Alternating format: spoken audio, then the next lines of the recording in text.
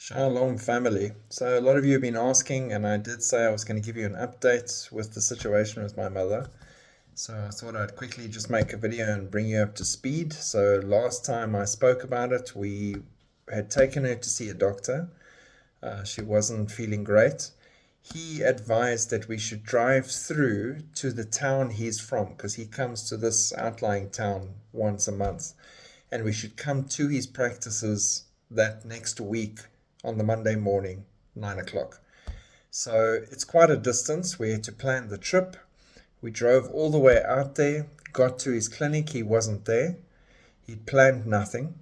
He arrived at 11 round about that time, so that's after waiting for him for hours, and then saw her. My mother, thankfully, has health insurance, and so he's claiming from her health insurance for a visit. But in seeing her, he says the item he needs for the procedure, he doesn't have stock of. We must go drive around in town and try and find it by all of the pharmacies and so on. So I'm already upset. We drive, we go to the pharmacies. They phone all the pharmacies. No one's got. They phone accompanying towns around the wider area. They don't have. We let them know this is the case, and they had told us they actually have an item. That's why we must come through. Then he says, no, he wants to do tests to check if there's further cancer. She's stage 4. It's spread everywhere. She doesn't need a test to know if there's more cancer. He's trying to rack up just procedures and charges so that he can keep doing this. And this makes me angry, because you're taking advantage of someone you should be looking after. Then he says, no, he wants to refer us to his colleague in another town, even further, way further. We need to go see the colleague. We say we can't, we don't have the finances for that, and we don't understand why we need to go all the way out there. So we go back home. By the time we get home, they contact us and they say, no, the reason he wanted us to go see the colleague, besides the fact that the colleague can then claim from the health insurance, is to see if he's got the item that we need. But we already know they don't have the item. So such a twisted, evil system, this whole medical thing.